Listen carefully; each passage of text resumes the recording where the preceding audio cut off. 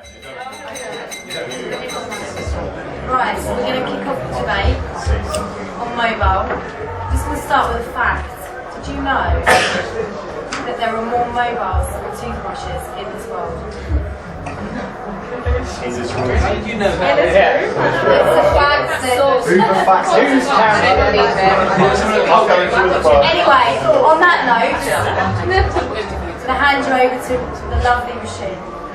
I'll stand up since I can't see everybody. So Gemma's asked me to kick off the conversation, but from the volume in this room, we don't really need a lot of help to run the conversation. But I'll give you a couple more facts. In 2 years, they think there will be 30 billion connected devices on the planet.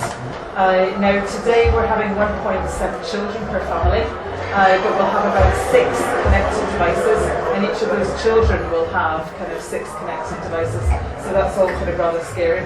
And the mobile devices of the future, not just smartphones, tablets, and wearables, everything is going to be connected. I put my car in for its service today, and that is a truly mobile device. So my car is a computer, and it knows more about me than a lot of my friends. It knows exactly where I go, it knows where I shop, it knows lots of things I can do. And it's not a Google driverless car, but it's much better at driving than I am. So we talked about apps earlier, but it not only navigates in parks much better than me, and there's lots and lots of things it can do in the future. It can tell you all my entertainment habits, it does everything that I listen to and that my children listen to. But the future, and it's got lots and lots of opportunities to geo-target. We do geo-target mobile, but there's lots of other devices we can do it. But to succeed in mobile marketing, I think we really have to, the theme of tonight, we have to think about people and not pixels. There's hundreds of smart things you can do with technology, and every day an agency pitches me another great app that nobody needs. So I think everybody in this room, if you want to succeed in mobile marketing, really have to look at people, have to get in touch with your consumers, who's buying your brand or service today, who do you want to buy your brand or service, and what are the really killer insights that will make them more loyal to you, make them try your brand or stay there.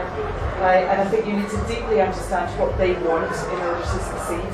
There's a really exciting e-commerce business, but only if you understand your consumer. Today, what percentage of smartphone owners do you think have ever done a transaction on their smartphone? 5%. We get 5 to 100. 20. 60. Lower. 60. 14.5. Higher. 20. Higher. 30. Higher. 35. Higher. 40.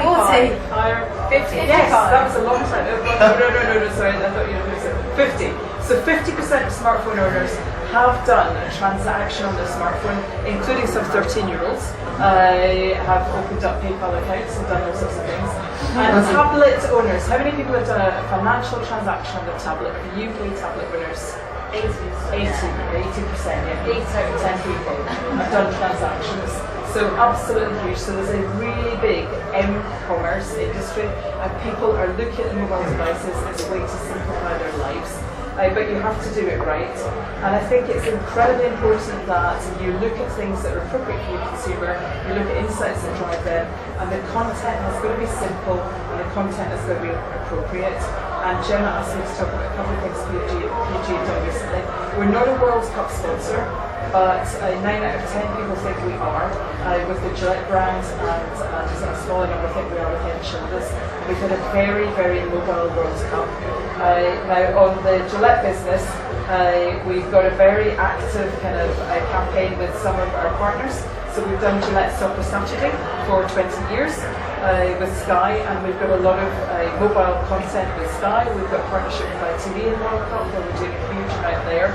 We've got gaming, because England haven't been in the World Cup for very long, and people have got lots and lots of time to play games. We've got Battle Mode, Head & Shoulders game, where you can pick your own team and win. And then we've had really successful things with Joe Hart and the heart rate moments, with lots of videos of heart rate moments. And now that England are out, we're really focusing on one of our other Gillette ambassadors, who will be Messi. But there's a huge amount of content, but you have to produce a massive amount of things. You've got to change things constantly, because the mobile consumer gets bored very, very quickly. and you need to assume you're going to have a very high failure rate as well. There are lots of games, but about 2 out of 100 games really have got success. Of all the apps we suggested at the beginning, we only have one game, which is really interesting because there are lots of games launched every week, and a lot of those fail. And you've got to really kind of test and learn. And the final thing I'll say is, when we're testing, I set a failure target. If half of our mobile ideas are not failing, then I don't think we're pushing the barrier far enough. If I'm not failing, then I'm doing safe and predictable things. So my mobile team, my digital team, have got a failure target, and I think that's incredibly important because you need to be testing.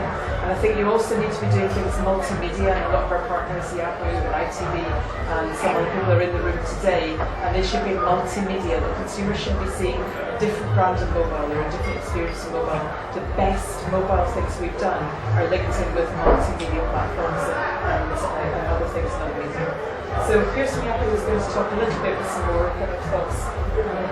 Cool, thank you, Roisin. I think that was a fantastic overview of kind of the opportunity. I guess from our perspective, as on the other side of the fence, the mobile is a kind of opportunity and a curse. As a business like you guys, we are undergoing a massive shift of our consumer base. Right? So this year, for the first time, we will have more consumers in the UK using our services and content on a mobile device than on a fixed line, and that is a fantastic opportunity with all the delights that mobile brings, but it's also hugely disruptive about how do we repivot, how do we offer different products and services. And I guess the thing for us, one of the reasons why we wanted to host and partner with tonight was to understand from you guys about the way that you view mobile. There is no question mobile is a massive opportunity in the way that you transact, the way you do business, whether you're a betting company, whether you're a company that relies on advertising. It's a huge opportunity. But I guess to understand really what are the challenges, what are the things that make it difficult. I mean, mobile is a hugely fragmented world. Is there a difference between mobile marketing and mobile advertising? That's a big question for us. We are an advertising supported business. We rely on advertising as a revenue.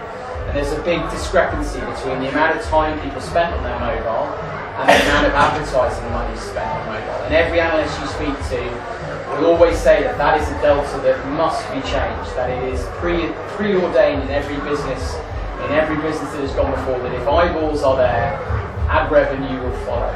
And the question is, will mobile will follow that pattern? Will mobile be the one that doesn't from an advertising point of view? Is mobile more about platform, transaction, whatever it may be? So I'd love to understand from you guys about, when you think about mobile from a marketing point of view, is it a way that you consume, liaise or work with customers, or is it a genuine advertising platform? So huge opportunity, but hugely disruptive. Massive challenges in terms of the way, creatively, how, if you look at advertising, marketing, communications through the mobile, what is the big focus for you? Mobile is a very fragmented. It's about £1 billion in the UK at the moment. A huge amount of that is still on paid for search listings. So actually the kind of non-search aspect of mobile in this market from an advertising point of view is still relatively small. But what is the way that you view it from an advertising point of view? How do you see formats developing? Do you not see it as an advertising platform? Do you prefer kind of apps and that kind of stuff? So I think that kind of question about the huge opportunity that mobile offers, but maybe the steps that you need to get to. And I think the numbers are out there in terms of there's such a high volume of marketers who kind of worry. They kind of, I wouldn't say you lose sleep overnight, but you think to yourselves, are we doing enough in mobile? Are we doing the right thing in mobile? And I think Roisin's point is absolutely right about it is totally about the user. We prefer not to think about mobile as a standalone, which it has been today. It is very much about the user, because whether someone is on a PC or a desktop, a PC or a tablet or a mobile, we hopefully don't make that differentiation. We like to link up the advertising. But it still remains at the moment a standalone. How do you integrate that across your business is another question about. So really, for us at Yahoo, we're here to listen, I guess, to find out different opinions, different successes, whether we can lion for Andrew, in kind of You've seen the pictures. Yeah, however many can lines, Expedia one on that front, successes and challenges, because we as a business are looking at how do we build our mobile platform.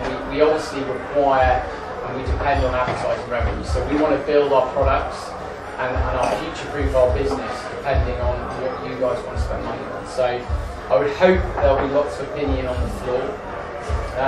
I guess we'll open it up in terms of who wants to go first, but it'll be just a great sense to get an idea of where you see mobile for your business and the opportunities and challenges of that.